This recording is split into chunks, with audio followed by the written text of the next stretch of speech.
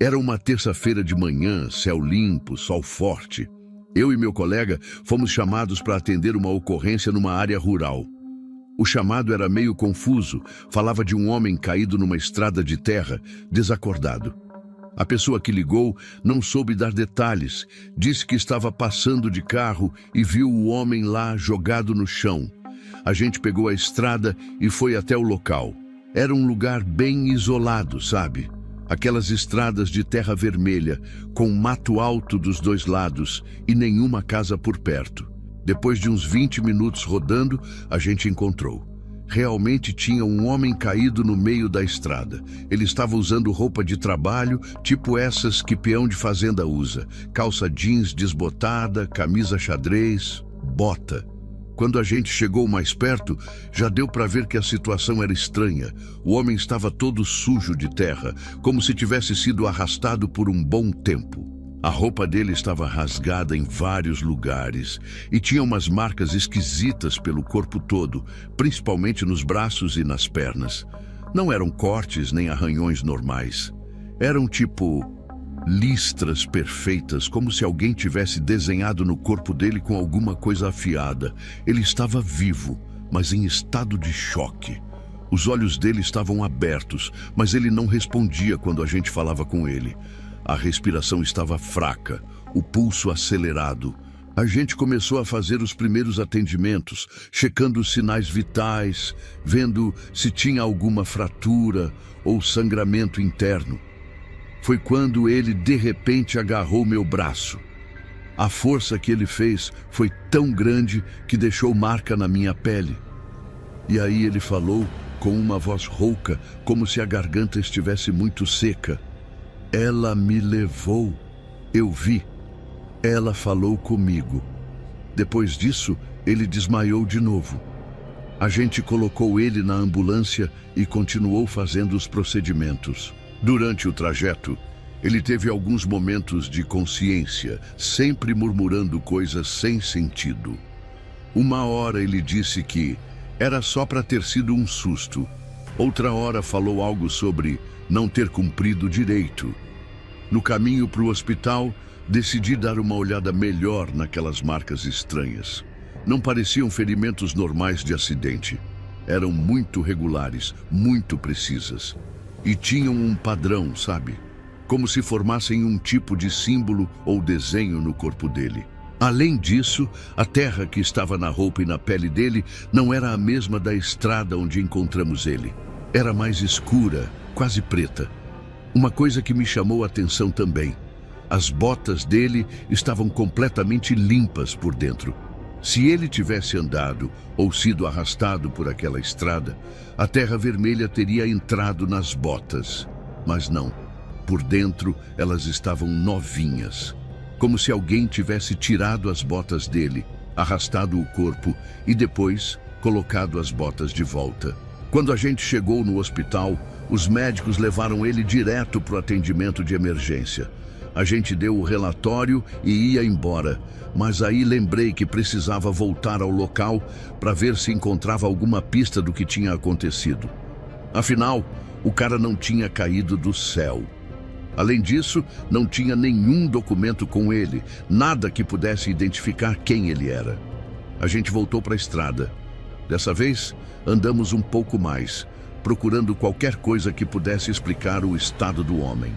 Foi quando chegamos numa encruzilhada, uns 500 metros depois de onde tínhamos encontrado ele. E foi aí que a coisa ficou ainda mais estranha. Na encruzilhada tinha um despacho. Sabe o que é, né? Aquelas oferendas que o pessoal deixa para entidades. Tinha vela preta, bebida, comida, moedas, essas coisas. Mas o que me fez gelar foi o que tinha no meio. Uma garrafa de vidro escuro, lacrada com uma rolha vermelha.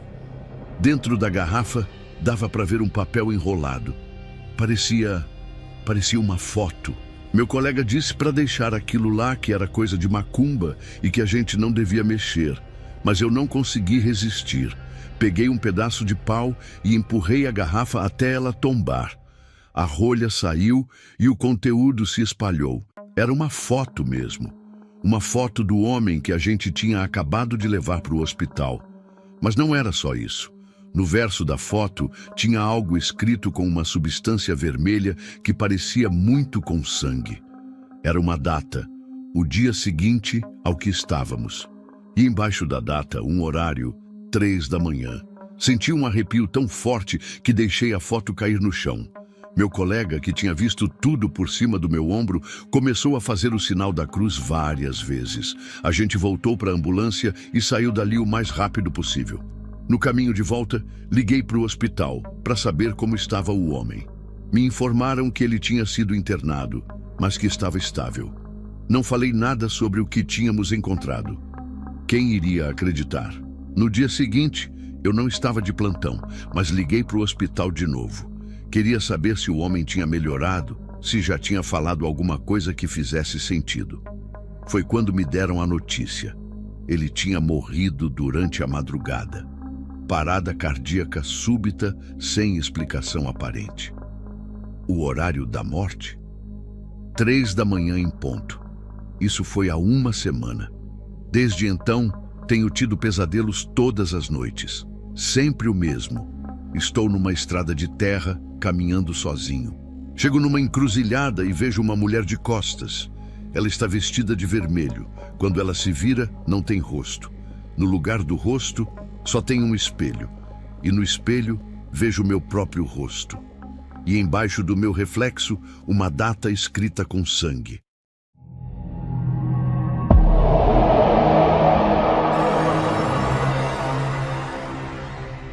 Sou socorrista há alguns anos e já vi muita coisa estranha nesse trabalho. Mas o que aconteceu naquele domingo me deixou sem dormir por várias noites. Era mais ou menos meio-dia, sol forte lá fora, quando recebemos um chamado de emergência. Tentativa de suicídio. Uma menina de uns 19 anos tinha se jogado de uma laje e caído num rio raso que passava atrás da casa dela. A gente chegou na casa em menos de 10 minutos. Era uma casa simples, numa daquelas áreas meio afastadas, onde tem muito verde e pouca estrutura. Tinha bastante gente na frente, vizinhos e curiosos, todos agitados. Uma mulher mais velha veio correndo na nossa direção quando viu a ambulância. Era a mãe da menina. Ela estava em estado de choque, tremendo, com o rosto todo molhado de lágrimas. Ela pulou, tem que ajudar ela, pelo amor de Deus. A mulher repetia isso sem parar, apontando para o fundo da casa. A gente pegou o equipamento e seguiu ela correndo. Passamos pela casa, que estava toda bagunçada, como se tivesse acontecido uma briga, e saímos pelos fundos. Tinha uma escada que levava para a laje, e lá embaixo corria um rio pequeno. Não muito largo, mas com pedras no fundo. A gente subiu correndo para a laje para ver de onde ela tinha pulado. Era uma altura considerável, uns 5 metros mais ou menos. Da laje dava para ver o rio lá embaixo e várias pessoas na margem olhando para a água. Mas aí veio o estranho. Não tinha ninguém no rio, nem corpo, nem menina se debatendo, nada. Perguntei para a mãe onde exatamente a filha estava e ela apontou para uma parte do rio onde a água formava um redemoinho pequeno entre as pedras. Ela tá lá, ela ainda tá se mexendo, olha lá! A mãe gritou desesperada. Olhei de novo e não vi nada além da água correndo. Meu colega também não viu nada. A gente desceu rápido e foi até a margem do rio. Os vizinhos estavam lá, todos apontando para o mesmo lugar e dizendo que dava para ver a menina se mexendo. Um senhor já estava até com a roupa molhada, disse que tinha tentado entrar na água para salvar ela, mas a correnteza era forte demais. A gente entrou no rio, que estava bem gelado apesar do calor do dia. A água batia mais ou menos na cintura. Procuramos por todo lado, mexemos entre as pedras, verificamos os pontos mais fundos, chamamos por ela. Nada, nem sinal da menina. Depois de uns 20 minutos de busca, a gente teve que sair porque não tinha mais o que fazer ali. Eu estava confuso. Será que ela tinha sido arrastada pela correnteza? Mas o rio não parecia forte o suficiente para isso. Quando voltamos para a margem, a mãe estava sentada no chão, sendo consolada por uma vizinha, Ela não parava de repetir que tinha visto a filha pulando, que tinha ouvido o barulho do corpo caindo na água. Os vizinhos confirmavam. Diziam que tinham visto a menina se jogando da laje e depois se debatendo na água.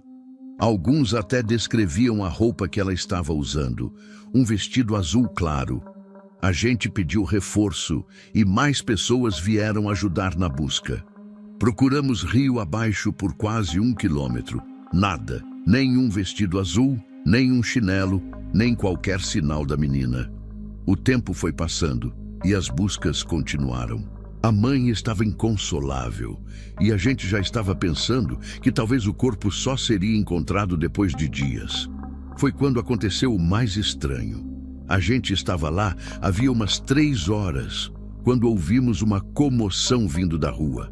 Alguém gritou: "Ela chegou! Ela está aqui!" Todo mundo correu para frente da casa e lá estava ela, a menina do suposto suicídio, viva e bem, descendo de uma mototáxi. Ela usava shorts jeans e uma blusa vermelha, não um vestido azul. Ela parecia completamente confusa, com toda aquela gente olhando para ela. A mãe correu e abraçou a filha com tanta força que quase derrubou ela no chão. Chorava e gritava ao mesmo tempo. A menina não entendia nada. "O que foi, mãe? O que aconteceu?" Ela perguntava, olhando assustada para a ambulância e para as pessoas ao redor. A mãe tentava explicar entre soluços que tinha visto ela se jogando no rio, que todo mundo tinha visto. A menina disse que tinha saído com as amigas depois de uma discussão com a mãe de manhã cedo. Elas foram num sítio aqui perto, onde não pegava sinal de celular, por isso ela não atendeu as ligações. Ela não tinha se jogado de lugar nenhum, não tinha caído em rio nenhum. Estava seca, sem nenhum arranhão, perfeitamente normal. E aí vieram os detalhes mais perturbadores. Enquanto a menina explicava onde esteve, uma vizinha idosa se aproximou de mim e disse baixinho: "Isso já aconteceu antes." Ela contou que há muitos anos, uma outra jovem, usando um vestido azul claro, tinha se jogado daquela mesma laje depois de uma briga com a mãe.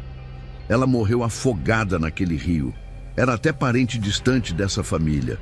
Mais tarde, quando a situação já tinha se acalmado, a menina nos chamou num canto e disse uma coisa que me deu arrepios. Ela contou que naquela manhã, depois da briga com a mãe, ela realmente tinha pensado em se matar.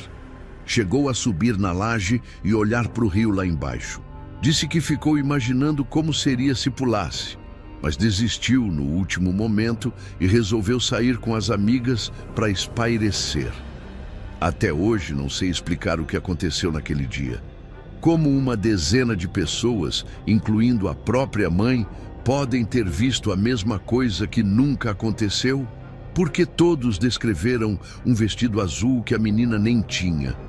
E o que dizer daquela história da outra jovem que realmente morreu ali décadas atrás? Algumas pessoas do bairro dizem que o rio às vezes mostra coisas que poderiam ter acontecido ou que ainda vão acontecer.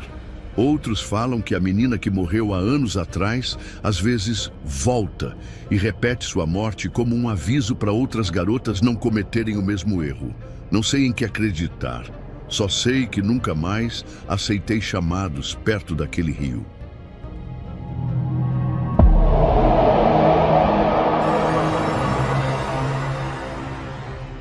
Trabalho como técnico de enfermagem no SAMU e atendo muitas ocorrências todo dia. Mas teve uma que não consigo esquecer de jeito nenhum. Era um fim de tarde de domingo, estava chovendo fino e o céu estava com aquela cor meio alaranjada, meio cinza. A gente recebeu uma chamada para atender uma parada cardiorrespiratória numa casa num bairro antigo da cidade. Segundo a pessoa que ligou, o morador tinha uns 60 anos e morava sozinho. A gente chegou rápido no local. Era uma casa antiga, dessas de portão de ferro trabalhado e jardim na frente, sabe? Quando a ambulância estacionou, um homem jovem abriu o portão pra gente.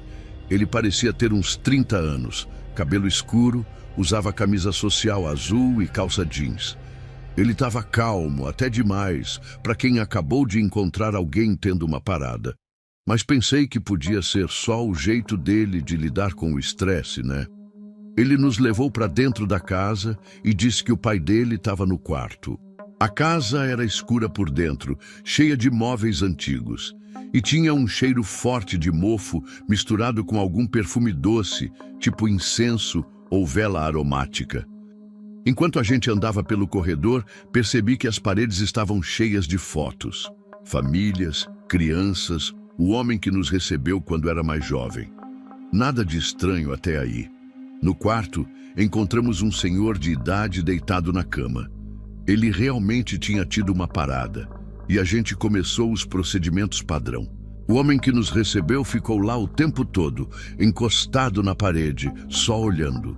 De vez em quando ele dizia coisas tipo, ele vai ficar bem, ou vocês acham que tem chance? A gente tentou por quase 40 minutos, mas não teve jeito. O senhor já devia estar sem vida há um bom tempo quando chegamos. E aí o homem jovem pediu para ficar sozinho com o pai por um momento antes da gente remover o corpo. A gente respeitou e saiu do quarto. Fiquei olhando mais as fotos no corredor, enquanto esperava. E foi aí que notei uma coisa. Tinha uma foto grande na parede. Parecia ser de uma formatura ou alguma ocasião especial. Era o senhor que tinha acabado de falecer, mais jovem, ao lado do homem que tinha nos recebido. A foto parecia ter uns 20 anos. Daí acabou o tempo e a gente voltou para o quarto para preparar o corpo para o transporte. O homem jovem ainda estava lá, sentado na beirada da cama, segurando a mão do pai.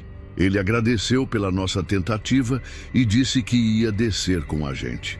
No caminho, ele falou um pouco sobre o pai, que ele era professor aposentado, que tinha ficado viúvo há muito tempo, essas coisas.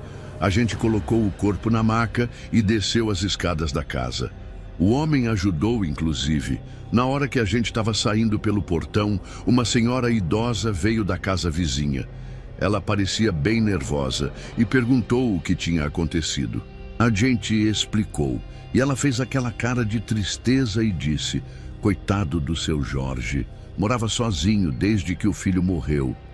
E depois, olhando para a ambulância, ela perguntou: mas quem deixou vocês entrarem? A casa estava fechada desde ontem.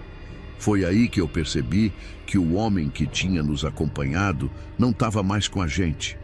Olhei para trás e ele tinha sumido. Perguntei para minha colega onde ele tinha ido e ela disse: que homem? Fiquei confuso e expliquei que era o filho do falecido, que tinha aberto o portão, nos levado até o quarto e descido com a gente. Mas ela jurou que não tinha visto ninguém além de mim e do motorista da ambulância. A vizinha ficou branca quando ouviu isso e disse: o filho dele? O filho dele morreu num acidente de carro há 3 anos. Foi uma tragédia. O seu Jorge nunca se recuperou. Senti meu corpo gelar. Lembrei da foto no corredor. O rosto do homem que nos recebeu era o mesmo da foto na parede. Voltamos para dentro da casa porque eu precisava ver de novo. Entrei quase correndo, com a minha colega atrás de mim achando que eu tinha ficado maluco. Fui direto para o corredor das fotos. E lá estava, a foto do pai com o filho na formatura. Era ele mesmo, o mesmo homem que tinha nos recebido, com o mesmo rosto, o mesmo sorriso. Só que a foto tinha uma faixa preta no canto, dessas que colocam em fotos de pessoas que já morreram. Embaixo da foto tinha uma pequena placa escrita: em memória de Carlos Eduardo, 1982-2020, 3 anos atrás. Exatamente como a vizinha tinha dito. Minhas pernas ficaram bambas. Eu tinha acabado de passar quase 1 hora conversando e trabalhando ao lado de alguém que já estava morto há 3 anos. O mais estranho foi o que encontramos no quarto. Na mesa de cabeceira do falecido tinha uma carta manuscrita, recente pelo estado do papel.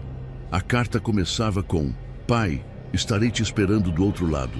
Não se preocupe, não é um lugar ruim como pensam. E terminava com uma assinatura que parecia muito com a de uma receita médica antiga que achamos na gaveta, assinada pelo tal Carlos Eduardo quando ainda era vivo.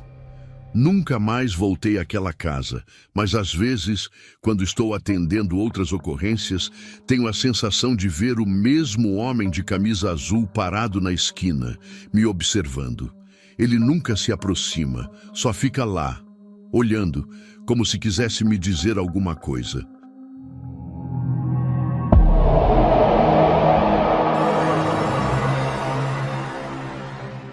Sou socorrista do SAMU e esse negócio aconteceu quando eu estava de plantão numa área bem afastada. Era tipo umas 3 da manhã quando a gente recebeu uma chamada de emergência.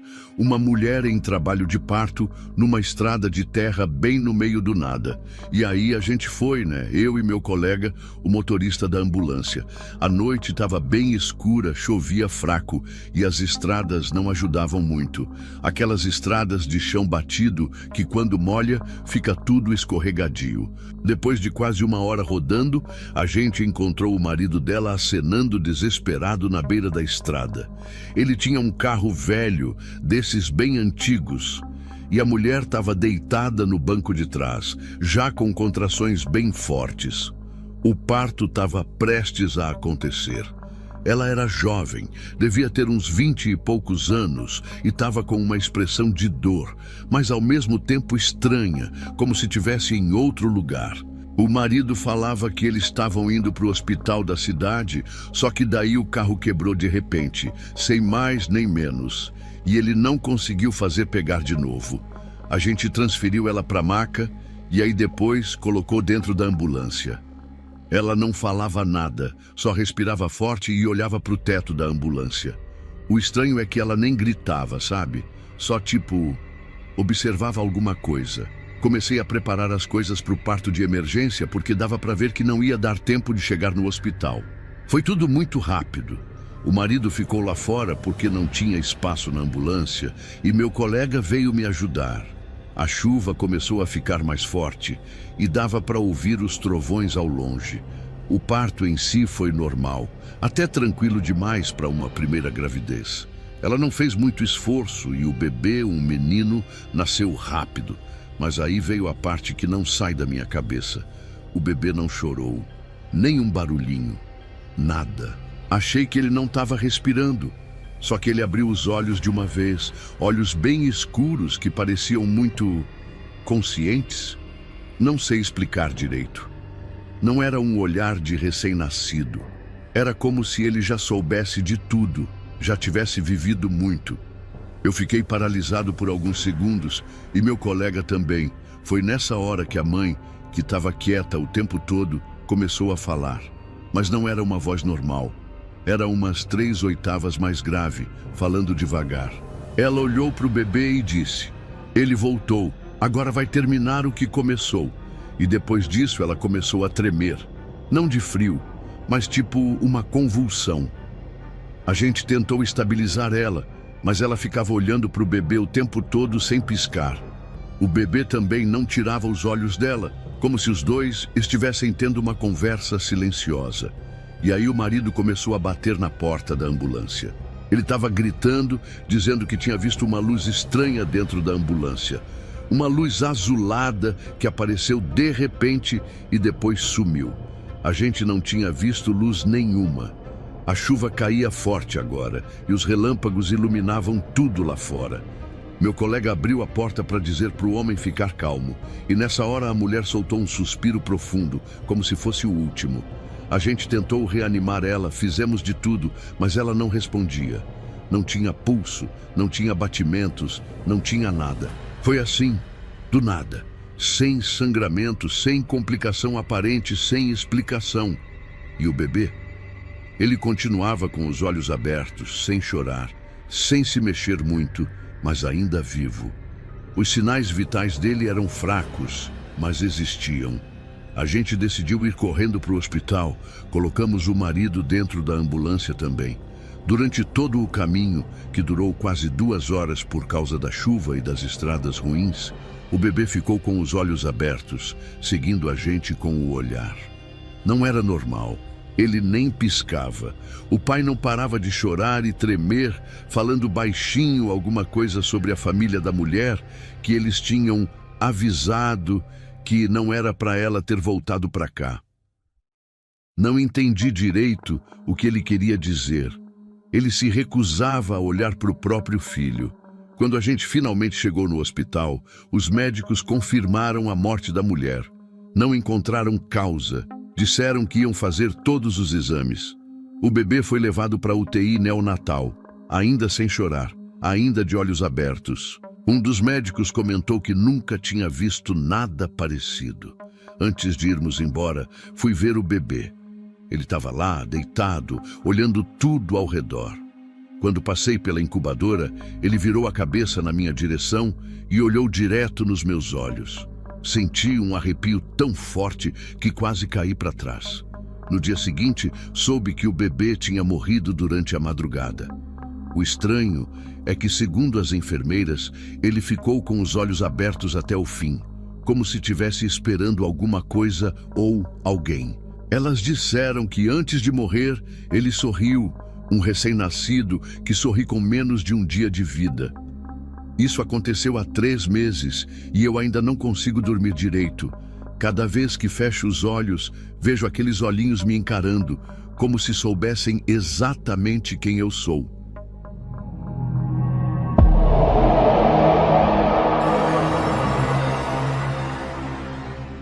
Trabalho como socorrista há uns 5 anos e já vi muita coisa estranha nesse tempo. Mas tem uma ocorrência que eu não consigo tirar da cabeça, mesmo depois de meses. Era uma noite de quarta-feira, chovia bastante. Eu e meu colega estávamos terminando o lanche quando o rádio tocou. Era o tipo de chamada que a gente atende o tempo todo. Uma mulher desesperada pedindo socorro porque o marido estava morrendo. Ela falava rápido, a voz embargada. Dava para ouvir um choro forte no fundo. E aí, do nada, a ligação caiu. A central tentou retornar várias vezes, mas ninguém atendeu. Como o caso parecia grave, mandaram a gente com prioridade máxima. O endereço era numa área mais antiga da cidade, sabe? Aquelas ruas estreitas, casas grudadas umas nas outras, iluminação fraca. A chuva não ajudava muito e a gente demorou mais do que devia para achar o lugar certo. Quando finalmente chegamos, já era quase meia-noite. A rua estava deserta por causa da chuva. A casa era diferente das outras, mais velha, com a pintura toda descascada e um portão de ferro que rangeu alto quando a gente abriu. Eu e meu colega, o Marcos, estávamos levando o equipamento até a porta quando uma senhora apareceu na calçada, debaixo de um guarda-chuva preto. Ela estava de camisola e chinelo, parecia ter saído às pressas de casa. "Vocês vão entrar aí?" Ela perguntou com uma voz meio assustada. A gente explicou que tinha recebido uma chamada de emergência daquela casa. Aí ela fez uma cara muito estranha, entre medo e pena da gente. Mas essa casa está vazia faz anos, desde que aquela moça foi assassinada pelo marido. Eu e o Marcos nos olhamos. Pensei que talvez a gente tivesse entendido o endereço errado. Mas não, era aquele mesmo, número 58. Perguntei para a senhora se tinha certeza e ela disse que sim. Contou que uma mulher jovem tinha morado ali com o marido, mas que ele era muito violento. Uma noite, depois de uma briga feia que todo mundo na rua ouviu, ele acabou matando ela. Depois fugiu e nunca mais foi encontrado. Isso tinha acontecido uns 3 anos atrás, e desde então a casa estava fechada. A gente agradeceu a informação, mas como tinha recebido uma chamada, precisava verificar de qualquer jeito. A senhora balançou a cabeça e foi embora rápido, como se não quisesse ficar perto dali. A porta da casa estava trancada. Tocamos a campainha várias vezes e batemos forte, mas ninguém atendeu. A chuva apertou ainda mais e a gente estava ficando ensopado ali na varanda. Depois de tentar mais um pouco, decidimos que precisávamos entrar. Podia ser alguém precisando de ajuda de verdade. Vai que alguém tinha invadido a casa, ou algo assim. O Marcos usou o pé de cabra que a gente tem na ambulância e conseguiu arrombar a porta depois de umas 3 tentativas. O cheiro de mofo e poeira que saiu de lá de dentro era forte demais. A gente acendeu as lanternas e entrou. A casa realmente parecia abandonada. Não tinha móveis na sala, só umas caixas velhas empilhadas num canto. Teia de aranha no teto, poeira grossa no chão. Mas aí a gente notou, tinha marcas recentes na poeira, tipo pegadas e uns arrastões, como se alguém tivesse passado por ali há pouco tempo. A gente se olhou de novo. O Marcos sussurrou que devíamos chamar a polícia, mas eu achei que precisávamos verificar se não tinha ninguém ferido antes. Seguimos as marcas no chão. Elas iam da porta até um corredor escuro. A lanterna mostrava que as pegadas eram pequenas, provavelmente de uma mulher. As marcas levavam até o que devia ter sido a sala de jantar. E lá estava, um telefone fixo antigo, daqueles de disco, em cima de uma mesinha empoeirada. O telefone estava fora do gancho, com o fio esticado. Era o único objeto que parecia não ter poeira em cima, como se alguém tivesse usado ele recentemente. Muito recentemente. O Marcos pegou o telefone e colocou no ouvido. Ele ficou branco quando fez isso. Me passou o telefone e eu também ouvi. A linha estava aberta e tinha uma respiração fraca do outro lado. Não era um tom de linha morta. Era como se alguém estivesse lá, ouvindo a gente. Foi nessa hora que a lanterna do Marcos iluminou a parede atrás da mesinha. Lá estava, escrito com o que parecia sangue seco, em letras grandes e irregulares. Ele ainda está aqui. O sangue parecia antigo, talvez de anos, mas ainda era perfeitamente legível. Senti um frio na espinha, que não tinha nada a ver com a chuva lá fora. Enquanto a gente estava lá parado, olhando para a parede, ouvimos um barulho vindo de um dos quartos. Era como se alguém tivesse derrubado algo pesado no chão. O Marcos já estava pegando o rádio para chamar reforço quando a gente ouviu uma voz de mulher, muito fraca, chamando por socorro. A gente não podia ignorar. Seguimos pelo corredor até o quarto de onde vinha a voz. A porta estava entreaberta. Empurrei devagar e a luz da lanterna mostrou um quarto vazio, só com uma cama sem colchão num canto. Não tinha ninguém lá, mas aí a voz veio de novo, agora parecendo vir de trás da gente. Quando nos viramos, não tinha nada no corredor. Foi aí que as luzes da casa acenderam de repente, todas elas ao mesmo tempo. A casa estava com energia. Como podia uma casa abandonada há anos estar com as contas em dia? As lâmpadas eram antigas, daquelas amareladas, e piscavam um pouco. E com a luz, a gente pôde ver melhor o estado do lugar. Nas paredes do corredor tinha mais frases escritas com o mesmo sangue seco. Coisas como socorro e não deixe ele me encontrar. E tinha manchas escuras no piso que, com a luz, dava para ver que eram de sangue antigo, muito sangue. O Marcos não aguentou. Disse que ia chamar a polícia e saiu correndo. Fiquei parado ali por um momento, sem saber o que fazer. Foi quando ouvi um sussurro bem perto do meu ouvido. Ele voltou, você precisa ir embora. Me virei rápido e não tinha ninguém, mas senti uma mão gelada tocando meu braço. Não deu para ver nada, mas eu senti. Tão real quanto estou sentindo o teclado agora enquanto escrevo isso. Não preciso dizer que saí correndo também. Encontrei o Marcos já na rua, falando com a polícia pelo celular. A gente esperou na ambulância, com as portas trancadas. Os policiais chegaram uns 15 minutos depois. A chuva tinha parado e eles entraram na casa com as armas na mão. Depois de uns 20 minutos, eles saíram e vieram falar com a gente. Disseram que a casa estava completamente vazia. Não tinha telefone nenhum, não tinha marca no chão e, principalmente, não tinha nenhuma escrita de sangue na parede. Acharam que a gente estava inventando história ou que tinha ido no endereço errado. A gente insistiu, é claro. Voltamos lá com eles e realmente não tinha nada do que tínhamos visto. O interior estava empoeirado, vazio, mas sem marcas, sem telefone, sem escritas na parede. Os policiais olharam para a gente como se a gente fosse maluco. Quando estávamos saindo, a mesma senhora apareceu de novo. Ela perguntou se tínhamos encontrado algo. Antes que pudéssemos responder, um dos policiais perguntou a ela sobre a história do assassinato. E aí veio a parte mais estranha. Ela disse que não sabia do que ele estava falando, que aquela casa estava vazia porque o antigo morador tinha se mudado para outro estado, que nunca tinha acontecido nenhum crime ali. Eu e o Marcos não entendemos nada. Era a mesma senhora, com a mesma camisola, o mesmo guarda-chuva preto. Mas agora ela contava uma história completamente diferente. Como se a conversa anterior nunca tivesse acontecido. No dia seguinte, voltei lá sozinho, de dia. Queria entender o que tinha acontecido.